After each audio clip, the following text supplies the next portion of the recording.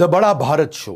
कुछ ऐसे लोगों को हम इस मंच पर बुलाते हैं जो आपको कुछ बड़ा करने के लिए प्रेरित कर जाते हैं। ऐसे लोग जो भारत को बड़ा भारत बनाते हैं, इनकी कहानियां इस शो के द्वारा हम आप तक पहुंचाते हैं। नमस्कार, मैं Vivek Bindra, founder and CEO badabusiness.com।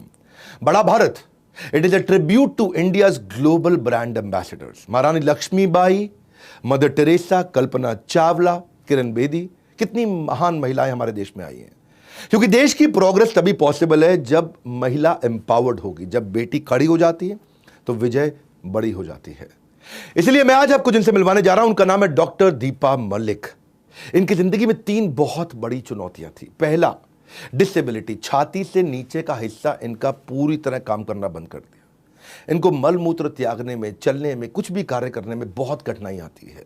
इतनी भयंकर डिसेबिलिटी। दूसरी, उनकी उम्र बहुत हो चुकी थी।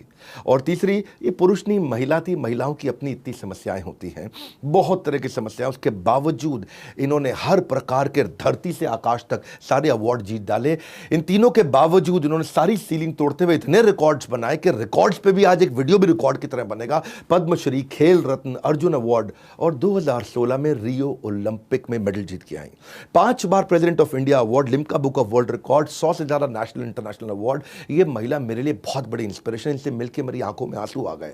डॉक्टर ने इनको जिंदा लाश बोला था, पर ये धरती से आकाश तक सब कुछ जीत चुकी हैं। दीपा मलिक, आज उनका हम स्वागत करते हैं द बड़ा भारत शो में, which will inspire you to do more, to be more, to achieve more. ये वो शो है जो हर बुधवार शाम 4 बजे आता है, बुधवार को बड़ा बुधवार बनाता है। तो मिलते हैं मिस दीपा मलिक से। बड़ी इंस्पिरेशनल पर्सनालिटी है आपकी, मान गए आपको। हाँ, मान गए बिल्कुल। मतलब मैं तो कहता हूं कि ये आपके आज वीडियो को, आपके आज बातों को कोई अगर ध्यान से सुने ना, तो एक आम आदमी के साथ आपकी लाइफ को कंपेयर करे तब समझ में आएगा। बिना कंपेरेबल के समझ में नहीं आएगा। एक आम आदमी के सर में दर्द होता है, थोड़ा सा बुखार होता है, पीठ में दर्द होता है, चलना उठना घूमना बंद कर देता है। और आपने क्या क्या कर दिया। पहले मुझे 1999 में क्या हुआ था, मैं वहां से शुरू करना चाहता हूँ। 1999 में आने के लिए आपको मेरे साथ एक बार 1975 में भी चलना पड़ेगा विवेक जी, क्योंकि पहली बार जब ट्यूमर आया था तो मैं छोटी बच्ची थी। और 5 साल की उम्र में पिताजी ने नोट कर लिया था कि कुछ तो पैरों में कमज़ोरी आ रही है। भागती दौड़ती खेलती चुलबुली दीपा वो अब बिस्तर पे क्यों बैठी हुई है, क्यों नहीं बाहर जाना चाहती है। 1999 जो आपने पूछा, वो एक ऐसा समय था जब उसी वर्ष मैं एक ब्यूटी कॉन्टेस्ट जीतती हूँ और उसी वर्ष मुझे ये कह दिया जाता है कि अब ट्यूमर वापस आ गए हैं। आपका ट्यूमर जब हम निकालेंगे तो या तो आप ऑपरेशन थिएटर में मर जाएंगी, या ये ट्यूमर बस्ट हो जाएगा, या इसका इन्फेक्शन फैल जाएगा, या फिर आपकी स्पाइनल कॉर्ड कटेगी और छाती का निचला हिस्सा पूरा लकवाग्रस्त हो जाएगा। मैंने ज़िंदगी को चुना। मैंने सर्जरी के लिए हाँ भरी। मुझे मंजूर था व्हीलचेयर पे रहना, क्योंकि और हस्बैंड उस समय कारगिल की लड़ाई में थे। उन्होंने तो मुझे 4 महीने बाद देखा। ये सारा कुछ हो चुका था। इनफैक्ट वो क्यों, मेरे भाई, मेरे ससुर, मेरे पिता सभी फौजी हैं।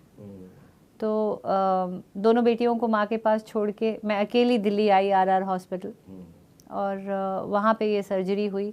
सर्जरी के बाद कॉम्प्लिकेशंस हुई, एक और सर्जरी हुई, एक और सर्जरी हुई, कोमा में रहना पड़ा। तो कितनी सर्जरीज हुई? 3 मेजर ऑपरेशंस हैं मेरे स्पाइनल कॉर्ड के, स्पाइनल कॉलम पे, गर्दन के नीचे से। तो लगभग 200 टाँके हैं और आधे ही फेफड़े मेरे सांस भरते हैं। मल मूत्र की शक्ति है नहीं, तो क्योंकि नीचे का हिस्सा पैरालाइज, बिल्कुल पैरालाइज। अगर मैं ये दोनों हाथ ऊपर उठा लूँ, मुझे बड़ा अच्छा लगता है आपकी तरह मैं बातें करूँ लेकिन अगर मैं ये हाथ ऊपर उठा लूँगी तो फिर टॉर्सो आगे गिर जाएगा। 99 में जब आपकी ये सर्जरीज हुई, 200 टांके लगे, पिता नहीं थे यहाँ, भाई नहीं थे यहाँ, पति नहीं थे यहाँ, आप घर में उस समय रोज़मर्रा की ज़िंदगी कैसे जी रही थी? मतलब वहाँ पे आपको, आपका जो मॉर्निंग रूटीन है, आपका पर्सनल हाइजीन मॉर्निंग का, उसके बाद दिन भर। सबसे पहली चीज़ जो मैं सिखाती हूँ अपने जीवन से, वो कहती हूँ कि तैयारी जब अच्छी हो तो फिर चिंता कम हो जाती है। तो मैंने जाने से पहले ही अपने घर को पहले तो मैंने इस शरीर के बारे में सीखा। जब डॉक्टरों ने कहा कि आप पैरालाइज हो जाएंगी, तो मैंने उसके बारे में काफ़ी स्टडी करी जाने से पहले ही। तो मुझे अपनी तैयारी करनी थी और मैंने अपने घर को उस प्रकार से तैयार किया। लकड़ी के रैम्प बनाए, बाथरूम को कस्टमाइज़ कराया, एक व्हील चेयर खरीदी, एक स्पेशल बेड मैंने एक फ्रेंड के क्लिनिक से उधार लिया वाटर जेल मैट्रेस खरीद लिया। इंटरकॉम का इतना सुविधा नहीं पता थी, तो वो बेल होती है, रिमोट बेल्स, वो पड़ोसियों के घर में लगा लिए। मैंने अपने जेवर बैंक लॉकर में रख दिए। बच्चों के टीचर्स को मैं मिल ली कि एक्स्ट्रा ध्यान दीजिएगा। मैं शायद अब, क्योंकि मुझे लगा था कि जैसे मैं बचपन में एक बार दोबारा चल पड़ी थी, मुझे अपनी मेहनत पे विश्वास था। मुझे लगा कि डॉक्टर्स कह रहे हैं मैं पैरालाइज हो जाऊंगी, लेकिन मैं मेहनत करके दोबारा चल पड़ूंगी। कहीं ना कहीं मुझे ऐसा अंदर से भरोसा था अपने ऊपर, और मैंने कभी अपने आप को ये सोचने नहीं दिया कि मैं मर जाऊंगी या मैं दोबारा नहीं चलूंगी।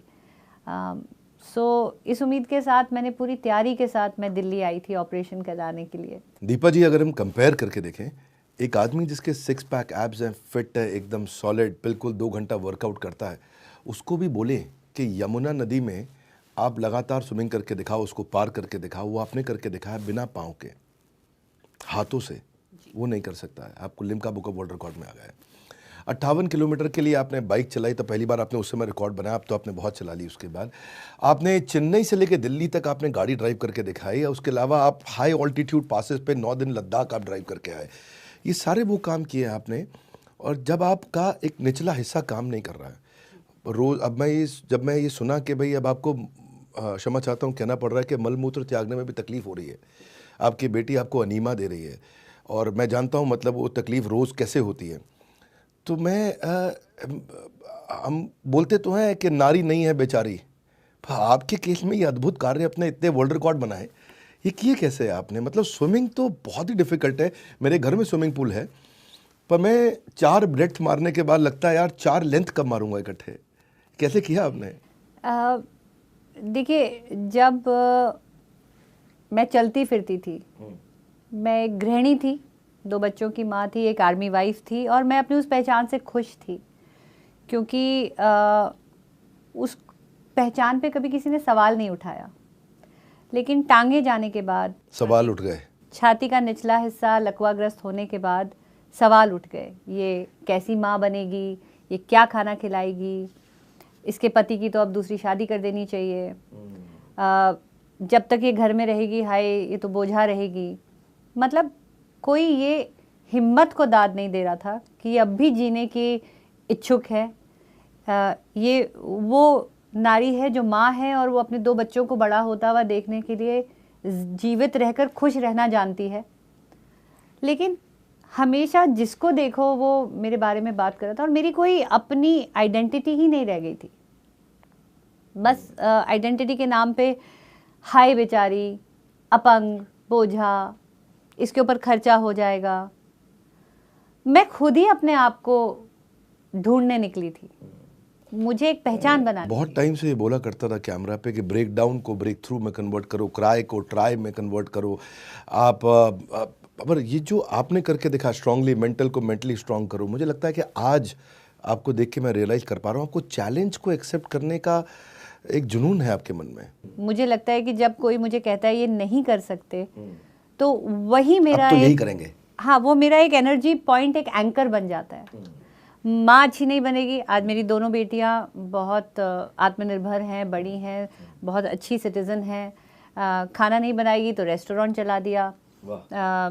ये कैसे पहियों पे बैठ गई, तो मैंने नए पहिए चुनकर मोटरसाइकिल भी चला ली, उन पे रिकॉर्ड बना लिया, रेट दे हिमालय। और इन दिस प्रोसेस ये एक सिर्फ मेरी वैल्यू एडिशन नहीं थी विवेक जी। जो मुझे खुशी है, जिस बात का मुझे गर्व है कि ये सारे वो इनिशिएटिव हैं जिसमें मैंने अपने आप को भी ढूंढा, और मेरे जैसे कई लोगों के लिए भी एक रास्ता ढूंढा।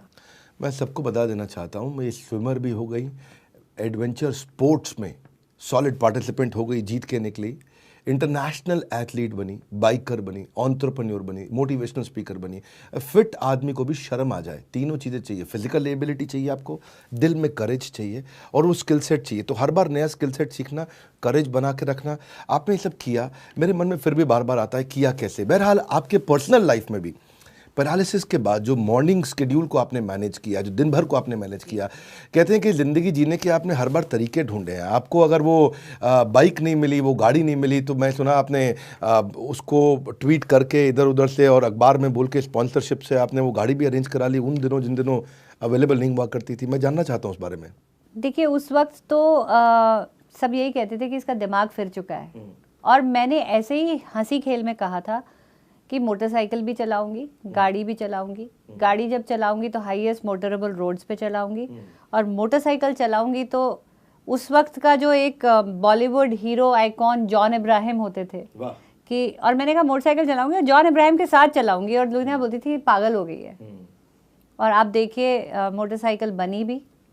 मैं घंटों बैठी, मैंने कम से कम कई मैन्युफैक्चरर्स के पास में गई, और ये मैं तब हीरो होंडा एक होता था, और मैंने बहुत चिट्ठियां भी लिखी, नहीं हुआ।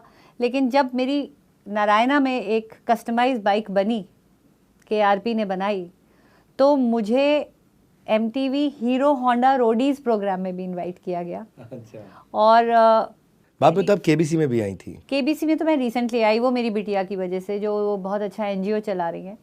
लेकिन उस वक्त जो मैंने कहा था कि मैं जॉन इब्राहिम के साथ चलाऊंगी, तो एक नहीं, दो नहीं, 3 बार जो मेरी बाइक रैलीज थी, जिसमें 1600 बाइकर्स को मैं लीड कर रही थी मुंबई में। राइड फॉर सेफ्टी हमने करी थी, हेलमेट अवेयरनेस, एड्स अवेयरनेस को लेके, कई सोशल कॉजेज़ को लेके मैंने कई बार बाइक रैलीज करी हैं। और जॉन इब्राहिम जी ने स्वयं मुझे बाइक पे बैठने में मदद करी है।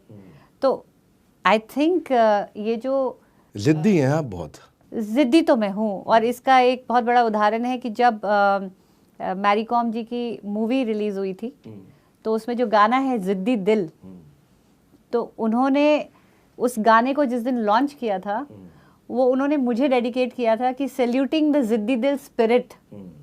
तो वो भी मेरी एक बहुत फेवरेट ट्रॉफी है जो मेरे घर में है। ऑफ दीपा मलिक। ऑफ दीपा मलिक। मैंने देखा कि रियो ओलंपिक के सिलेक्शन में आपके ऊपर एक आरोप लगा कि आपने चीटिंग किया।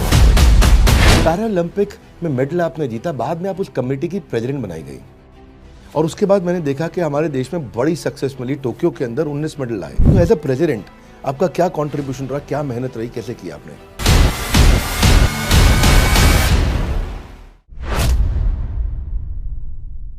ये जो आपके कंधों की ताकत है, ये जो यमुना रिवर आपने पार करी है, ये जो आपने प्रिपरेशन करी है, ये जो आपने तैयारी करी है, इतनी पावर अपने कंधों में भर ली कि यमुना नदी तैर करके इन्होंने पार कर ली। हाँ, एक बार थोड़ा जोर से बोलो, यमुना नदी पार कर ली। देखो ये बड़ा अच्छा लगा मेरे को आपका। लेकिन इतने सारे टैग्स हैं आपके ऊपर, आप स्पोर्ट्स लेजेंड है, आप एंटरप्रेन्योर, आप एक मोटिवेशनल स्पीकर है, आप एक फॉर्मर ब्यूटी क्वीन है, आप एक लवली मदर है, आप इतने सारे टैग्स हैं, कौन सा आपको पसंद है इनमें से? इसमें सबसे ज़्यादा पसंद शायद मुझे वो टैग आता है जब मैं पॉलिसीज़ के लिए आगे बढ़ के लड़ाई लड़ी, और मुझे member of 5 year planning commission बनाया गया, जो बाद में नीति आयोग में तब्दील हुआ। और उसके बाद मुझे एक अवार्ड मिला है, विमेन ट्रांसफॉर्मिंग इंडिया अवार्ड, जो यूनाइटेड नेशन और नीति आयोग ने दिया। मुझे लगता है वो कहीं ना कहीं मेरी देशभक्ति का एक प्रतिरूप है, मेरी मेहनत का एक सही प्रतिबिंब है कि एक महिला को जब ये कह दिया जाए कि आप पूरे देश को ट्रांसफॉर्म कर रही हैं, तो वो मेरी मेहनत का एक वैलिडेशन है, मेरी जर्नी का एक सर्टिफिकेशन है कि जो मैं करने निकली थी, जो माइंडसेट में बदलने निकली थी, शायद कहीं ना कहीं उसमें मैं थोड़ा बहुत सक्सेसफुल हूँ, जो मुझे ये अवार्ड से सम्मानित किया गया। और मैं इतने गर्व से कहती हूँ कि वही अवार्ड 3 साल बाद मेरी बेटी ने भी जीता। अरे वाह वाह, guys everybody come on, let's acknowledge this outstanding, this outstanding. हमारे ना आपकी बेटी को और आपको देख के ना मैं आज एक अपने टीम मेंबर के बारे में बताना चाहता हूँ आपको जी। सोनाक्षी राणा, ये हमारी टीम में हमारे साथ काम करती हैं। We very proud of her. Sonakshi एक यंग लड़की, उस बेचारी को 6 साल तक वो बेड रिडन थी, और 6 साल बेड रिडन होने, क्यों बेड रिडन थी? क्योंकि उसको उसकी रीढ़ की हड्डी के अंदर एक अजीबोगरीब ट्यूबरक्लोसिस हो गया था 2015 में जी। तो वो चल नहीं सकती थी, और कोविड के दौरान उनके हस्बैंड का बिजनेस भी ख़त्म हो गया कोचिंग का, तो फिजिकल कोचिंग वो किया करते थे। और सोनाक्षी ने हमारे को 2020 में कोविड के बाद ज्वाइन किया। बहुत मोटिवेट हुई, बहुत ज़बरदस्त तरीके से। वो हमारी IBC है, इंडिपेंडेंट बिजनेस कंसल्टेंट है, पर हमारी टीम में ही है। वो फुल टाइम हमारे साथ काम करती हैं। आज उन्होंने 20 लाख रुपए का रेवेन्यू किया, और जो उनके लिए 20 लाख था वो बहुत इंपॉर्टेंट था, वैल्यूबल था। उन्होंने अपने कर्जों को निपटाया और कहीं ना कहीं मुझे लगता है कि वो आपसे इंस्पायर्ड हैं। लेकिन मुझे लगता है आज पूरे देश को, अगर हम अपने पोस्ट प्रोडक्शन टीम को बोलें कि सोनाक्षी राणा जी का भी फोटोग्राफ दिखाएं यहाँ पे, पर जैसे जैसे आप आगे बढ़ते हैं, मैं एक इंपॉर्टेंट कहानी बताना चाहता हूँ, यहाँ चर्चा करना चाहता हूँ सबसे, कि जब आप जीवन में आगे बढ़ते हैं और आगे बढ़ रहे होते हैं तो आपको पीछे खींचने वाले बहुत लोग तैयार होते हैं। और पीछे जो खींचने वाले हैं उनमें मैंने देखा कि रियो ओलंपिक के सिलेक्शन में आपके ऊपर एक आरोप लगा कि आपने चीटिंग किया वहाँ पे, और वो आरोप बाद में हाई कोर्ट में आपने वो केस लड़ा और आप वो केस जीती भी। लेकिन जब वो आरोप लगा था तो ऐसा बोला गया था कि भाई आप तो पैसे वाली हैं और आपके पास पावर है, आप इंटेलिजेंट हैं, इसीलिए आज आपका सिलेक्शन हो गया, और किसी और देवी जी ने वो आप पे आरोप लगाया था। अगर मेरी ज़िंदगी में सबसे दुखी पल था तो वो था, क्योंकि जिसकी पूरी बैकग्राउंड आर्मी की है, जो ऑनेस्टी, इंटीग्रिटी, लॉयल्टी की एक सर्विसेज है, और उन्हीं वैल्यूज़ के साथ मैं बड़ी हुई हूँ। तो क्या हुआ था केस में? हुआ ये था कि एक ही स्लॉट आया था महिला खिलाड़ी के लिए, क्योंकि इतने नंबर ऑफ खिलाड़ी खेलते हैं, और इतने नंबर ऑफ खिलाड़ी खेलते हैं तो उसके प्रोपोर्शन में एक स्लॉट आता है, एक फार्मूला है 3:1 का। तो बहुत ज़्यादा महिलाएं क्वालिफाई नहीं हो पाती हैं, और अगर क्वालिफाई होती हैं तो उस पर तो एकमात्र सीट आई थी, और हम 2 महिला खिलाड़ी उसकी दावेदार थीं। तो जो मेरी साथी खिलाड़ी थी वो मुझसे छोटी भी थी, लेकिन उसके साथ एक चीज़ और जुड़ी हुई थी। मैं एक जनरल की बहू और कर्नल की वाइफ थी, उनके पापा जूनियर रैंक से रहे थे। तो यहाँ तक भी सवाल हुए कि क्योंकि मैं एक सीनियर ऑफिसर की बहू या बेटी हूँ, इसलिए आपको फेवर तो मेरे को फेवर कर दिया गया। मैं इंग्लिश बोलती हूँ इसलिए फेवर कर दिया गया, या मैं ऑलरेडी एक अर्जुन अवॉर्डी हूँ, तो मैंने अपना प्रेशर डालकर या अपना इन्फ्लुएंस डालकर अपनी जो फाउल थ्रोज थी उसको भी लेजिटिमेट करके, और कहीं ना कहीं क्योंकि हुआ ये था कि 2015 तक मैं जैवलिन खिलाड़ी थी, और 2016 में मेरा इवेंट चेंज हो गया और शॉटपुट ही आया मेरी डिसेबिलिटी कैटेगरी में। मात्र 15 से 11 महीने थे मेरे पास क्वालिफाई होकर ट्रेनिंग लेने के एक नए स्किल सेट के लिए। मैंने पूरी जान लगा दी, पूरी मेहनत कर दी, क्योंकि मुझे ये मेडल चाहिए था। मुझे पैरालंपिक का मेडल जीतना ही था। लंदन पैरालंपिक्स में मैं नहीं जा पाई थी, तो और किसी ने ये भी कह दिया था कि अर्जुन अवार्ड मिल गया है, बड़ी लकी हो, प्रेसिडेंट के साथ फोटो हो गई, अब घर जाओ, रिटायर हो जाना चाहिए, बूढ़ी हो गई हो। तो मैंने ठान लिया था कि मुझे पैरालंपिक का मेडल बनाना है।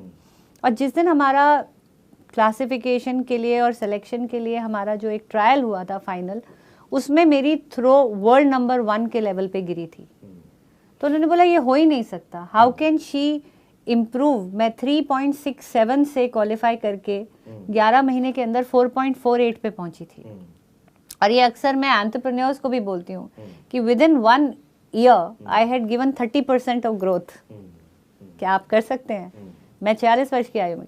तो वहां पे उन्होंने बोला कि ये फेंक ही नहीं सकती। नहीं, केवल ये 30% ऑफ ग्रोथ नहीं है। मैं आपको शॉटपुट का जो एक इवेंट है, एक मिनट लूंगा। इसका पीछे जो बिजनेस मैथमेटिक्स है वो थोड़ा अलग है। 30% of growth competing against the world's best. 30% of growth अगर छोटे बेस पे हो तो आसान है। कोई आदमी 10,000 रुपया महीना कमा रहा हो, 13,000 रुपया महीना कमा ले, आसान है। लेकिन कोई आदमी ऑलरेडी वर्ल्ड के नंबर 1, 2, 3 से कम्पीट कर रहा हो और फिर 30% ग्रोथ, तो ये ग्रोथ बहुत बड़ी है। सॉरी, मैं आपको बीच में टोका। नहीं, बिल्कुल। और वो जो थ्रो था, उन्होंने बोला ये फेंक ही नहीं सकती।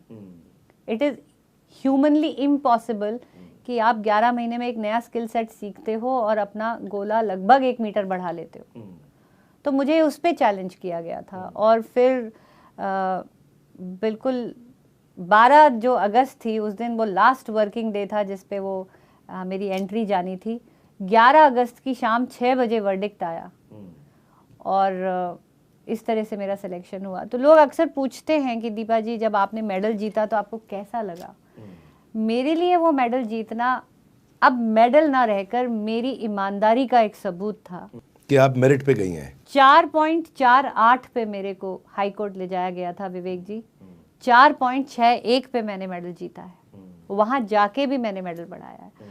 और जो दाद देती हूँ मेरे सपोर्टिंग मेरी टीम को, मेरे बच्चों को, मेरी मेंटल ट्रेनर को, जिन्होंने मुझे उस पॉजिटिव स्टेट ऑफ माइंड में वो फायर जला के रखी कि मैंने हिम्मत नहीं हारी। क्योंकि वहाँ आप टूट भी सकते थे और बन भी सकते थे, लेकिन वही habit to make the negativity और anchor and convert it into positivity, वो 48 4.48 4.61 बना और अपने आप लोगों के मुंह बंद हुए। दीपा जी, आप तो हमारे देश में आर्मी के जनरल की बहू थी, आपका महाराष्ट्र के अंदर एक बड़ा फार्म हाउस और बड़ा मकान और सब कुछ, बहुत मैंशन वहाँ एक तरह से, और यहाँ पे आप दिल्ली में एक गांव में शाहपुर जाट की गली में साउथ एक्स के पास एक गांव है, लाल डोरा की ज़मीन, वहाँ तंग गलियाँ, छोटा मकान, तो यहाँ क्यों रही आप इतने सालों?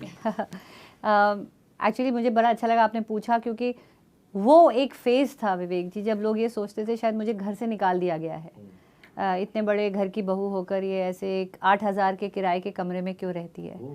लेकिन एक ज़िद थी, क्योंकि मैं 2010 में जब राष्ट्रमंडल खेलों के लिए यहाँ आई और मैंने यहाँ खेला, तो मैंने इन खेलों के बारे में और डेप्थ में जाना।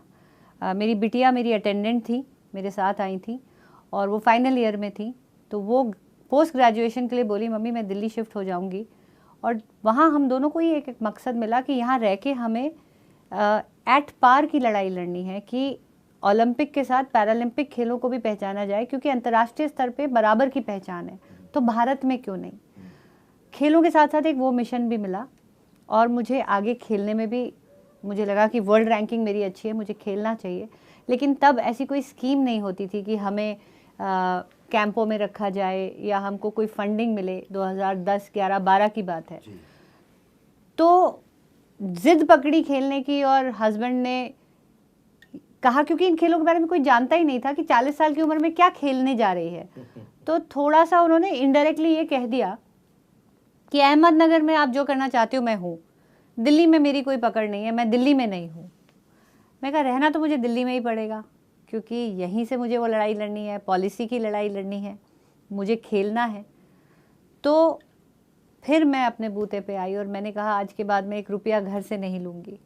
तो उस वक्त उतना ही पैसा था, एक जैवलिन 1 लाख रुपए का आता है, फिर फिजियोथेरेपी की फ़ीस, फिर जिम की फ़ीस, तो बहुत पैसे बचाने पड़ते थे। और वहाँ से एशियाड विलेज पास था और श्री फोर्ट स्पोर्ट्स कॉम्प्लेक्स और जवाहरलाल नेहरू स्टेडियम पास था, तो इसलिए वहाँ पे एक कमरा लेके मैं रही और खुद ही फिर, और वहीं से मेरा एक मोटिवेशनल स्पीकर का अवतार भी जगा, क्योंकि जब मैं मोटिवेशन के तौर पे अपनी कहानी कॉर्पोरेट्स में शेयर करने लगी तो थोड़े बहुत पैसे भी मिलने मिले, और जब पॉलिसीज़ आई तब जाके पैसे मिले। और आज इसी शहर में मैं एक पेंट हाउस में रहती हूँ जिसमें 1 रुपया भी किसी से मांग के नहीं बनाया है। ओलंपिक का मेडल आप जीत के आए, जीवन में बड़ा बदलाव आया होगा उसके बाद में, क्योंकि ओलंपिक का मेडल तो ओलंपिक का मेडल है, कितने भी अवार्ड रिवॉर्ड आपको रिकग्निशन मिले।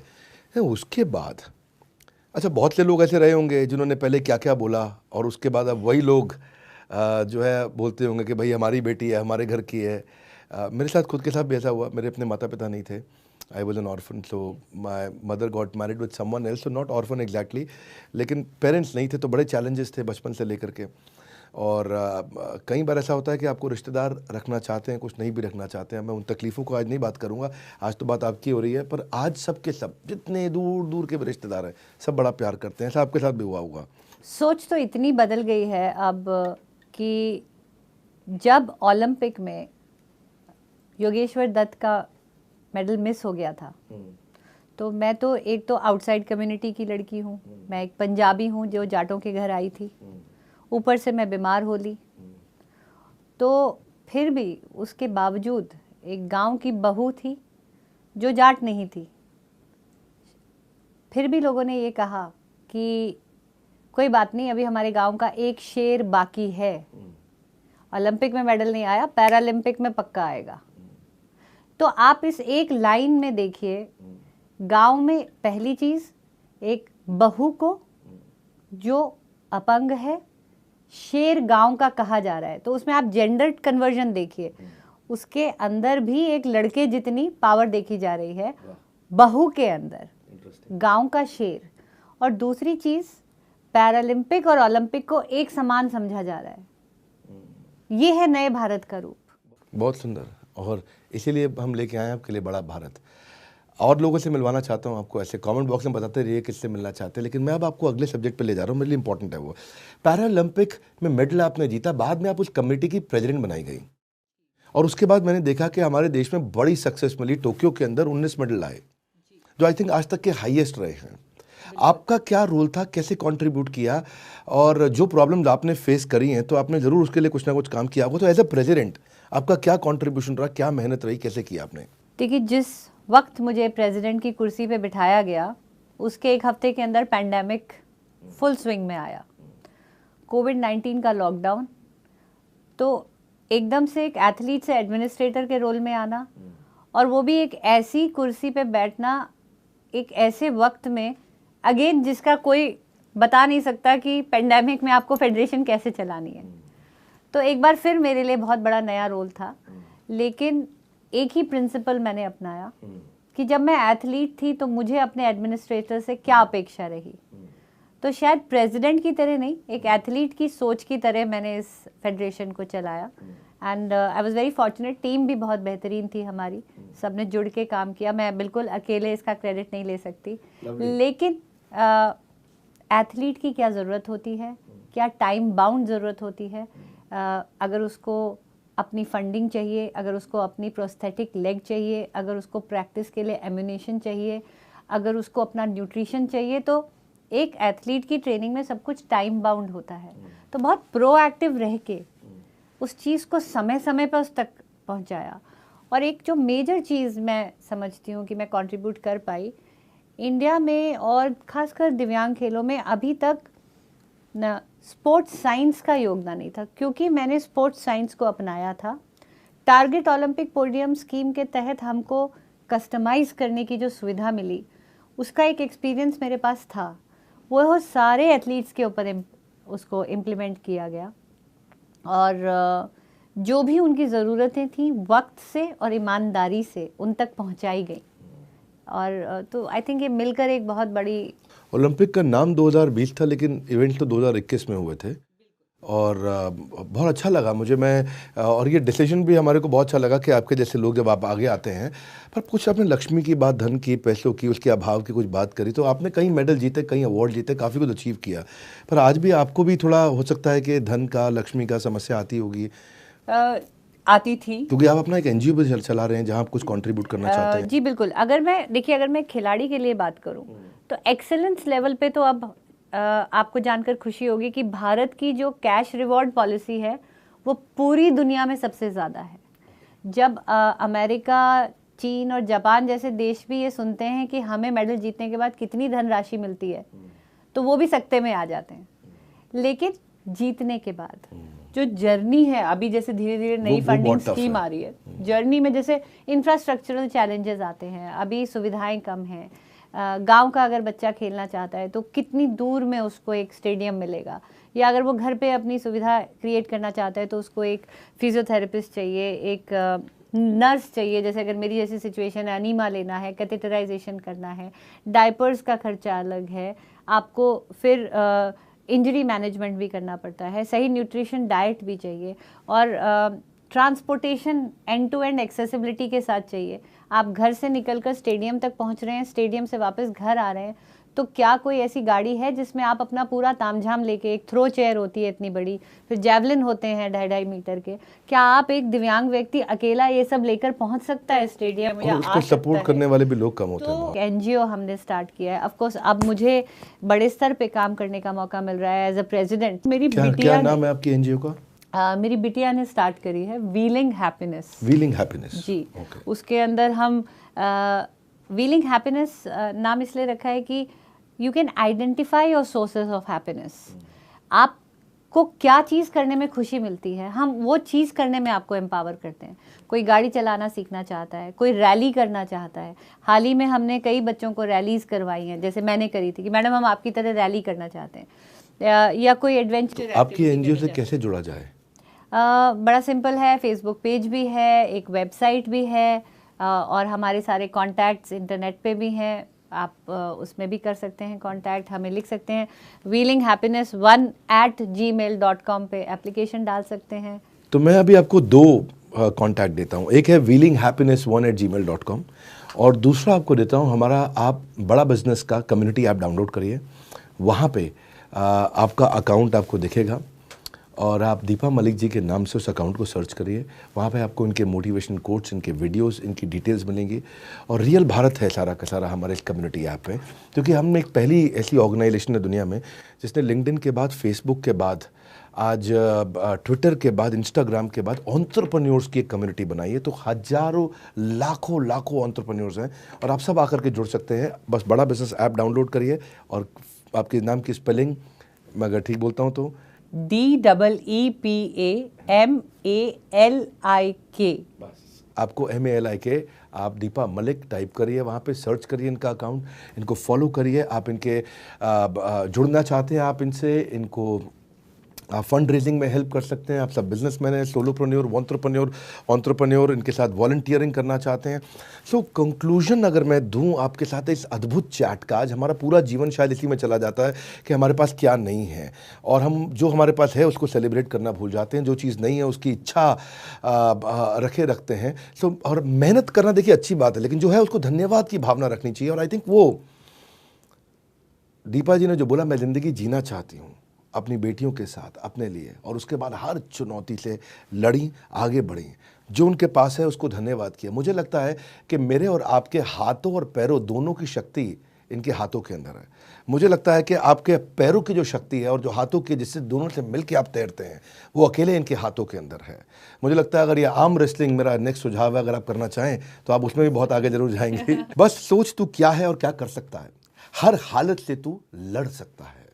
अपनी किस्मत को मत दे दोष, बस कुछ अलग करने की सोच, कुछ अलग करने की सोच। आज जो बात आपने किया मेरे साथ में बड़ा भारत शो में आप आने के लिए, दीपा जी आपका बहुत बहुत धन्यवाद। You are an inspiration to millions. Your life lesson जो मुझे बहुत अच्छा लगा, एबिलिटी बियॉन्ड डिसेबिलिटी।